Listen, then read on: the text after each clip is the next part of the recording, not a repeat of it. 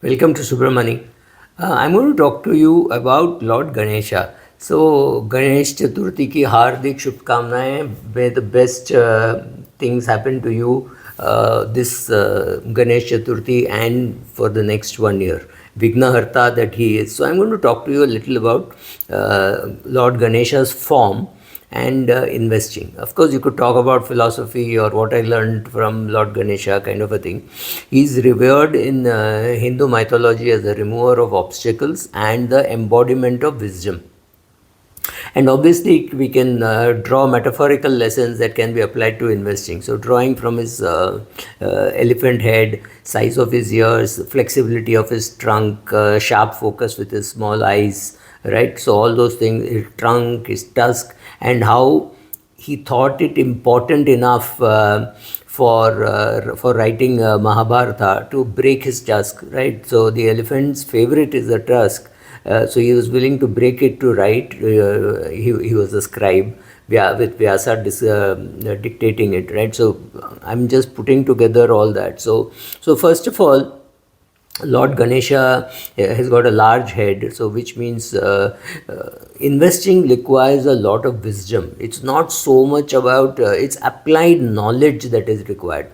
I can say things like equity is for the long run, buy a share on Monday and by Friday find it is up by 30% and sell it off. You cannot say, but you said 30 years, right? So that is wisdom, when to know, when to book profit, whether what to sell, asset allocation requires a lot of wisdom because it's very difficult to teach those things. So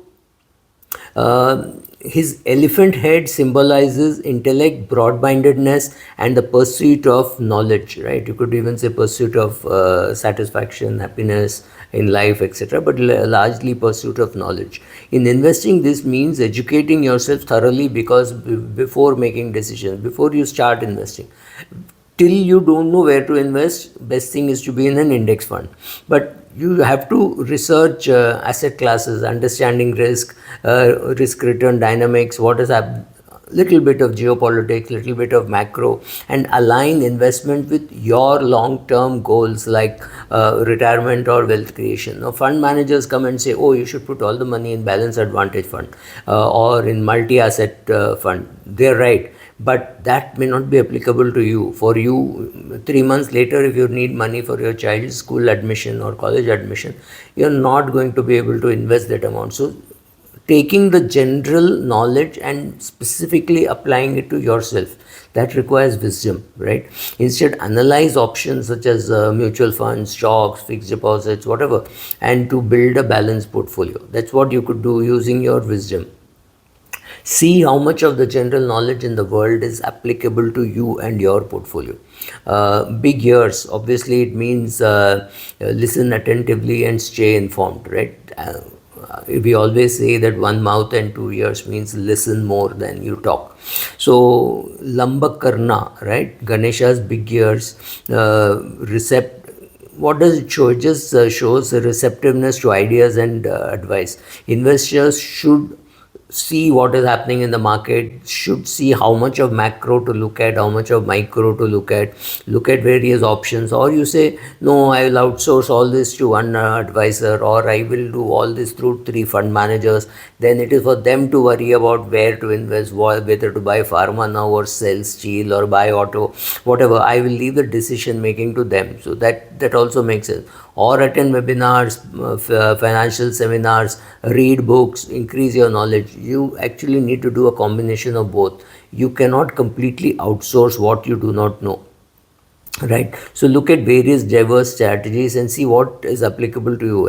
You need to know how to spot opportunities like new mutual funds, new schemes, economic shifts, and learning from successes and failures of your own and from reading, right? So again, small sharp eyes tell you that you have to be focused on details and stay goal oriented. Be very focused on what you're doing, be goal oriented. Ganesha small eyes denote concentration and attention to the fine print. In investing, this is very important. Scrutinize things like expense ratio, fund objectives, what the fund manager does versus what the fund manager says, right? So know all this. Avoid distractions from market hype. Stop watching reels on how equities will perform, right? Maintain focus on risk appetite.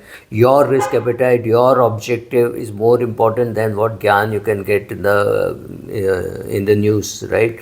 So, and from the large belly, what it means is, I think Buffett also says that you don't need a great brain, you need a strong stomach, right, to be able to take the fluctuations, building resilience, building patience, saying, okay, yeah, it takes time to build a portfolio.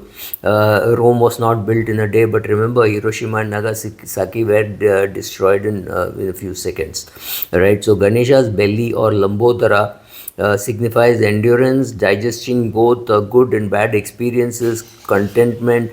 Investors must develop resilience. Without resilience, you will never be able to build a portfolio. You have to be able to weather market volatility, hold on to strong performers, exit underperformance, do a constant audit of what you have, right? Avoid panic selling during downturns, embrace calculated risk for higher returns. Obviously your asset allocation ratio, etc., is also very important, and have the contentment to prevent greed driven losses. Most losses, generally investment losses are greed driven. When they don't understand, they don't even ask within the family, and they go and tell their son or daughter, oh, I invested here, I thought I will get 24%, and then I'm now lost my principal, right? Another important thing is be adaptive and be flexible, like the trunk, right? The flexible trunk represents adaptability to overcome challenges. Markets will change, right? So Trump will come out with tariffs and Trump will go back on tariffs. Trump will call Pakistan persona non grata and then start pumping money. So these things will happen. Geopolitics will happen. So to understand how much you should worry and how much you should ignore, that's all very important. So it again comes from the flexibility that you have. So investors should be able to rebalance portfolios, adjust asset allocation, right, and stay open to new opportunities. A few years back, there was nothing called multi-asset funds. Today, for many people I know, multi-asset funds or balance advantage funds is the core of their portfolio. All the fresh investments are going into these asset classes. So your strategy should remain aligned with changes in taxation, etc.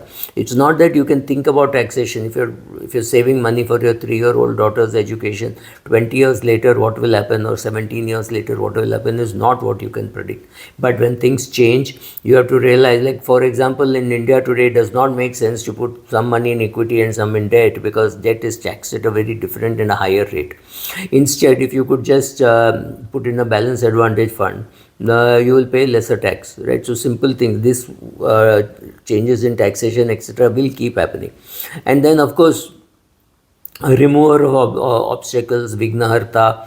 So Ganesha's role as a Vignaharta teaches us perseverance. Through the hurdles will happen, market crashes will happen. The ability to stay calm, viewing challenges as growth opportunities, right? Diversification, emergency fund creation, covering the risk. How else can you navigate uncertainties, maintain long-term vision very clearly, and don't get too tempted by short-term things which are happening. It's not to say that there will be no short-term. On a 10 crore portfolio, if 10 lakhs is something with which you buy and sell in the short term and speculate, that's okay. But if you do 9 crores out of 10 crores like that, and then you will not be able to create wealth in the long run. Then, of course, prioritize and maintain humility, the single task and overall demeanor. The broken task highlights focusing on essentials while letting go of the unnecessary, right? Investors should prioritize core goals, cut losses on poor investments. I've said this again and again, and avoid ego driven decisions. Killing ego is not going to be very easy, right? Practice humility by admitting mistakes, and learn one important thing. The great Lord Ganesha travels in a mouse, right? It's not some grand vehicle which he travels. I think that's a message to today's people who are buying cars, who need cars to show off that they have arrived. Lord Ganesha could sit in a small rat, so there's no reason why you can't do well with a Nano. I'm not recommending Nano, I'm not recommending any Tata vehicle, but I'm just saying, so your vehicle should not be important. That's again ego conquering, right?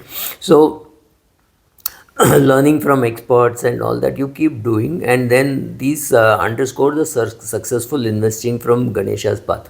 Where have I got all this from? The investment portion is mine, and the form portion is from Shankaracharya's book, which is The Divine Speaks. So I wouldn't say it is his, because I may have adapted it and changed it according to my wishes. So, but yes, he has written about this. Thank you.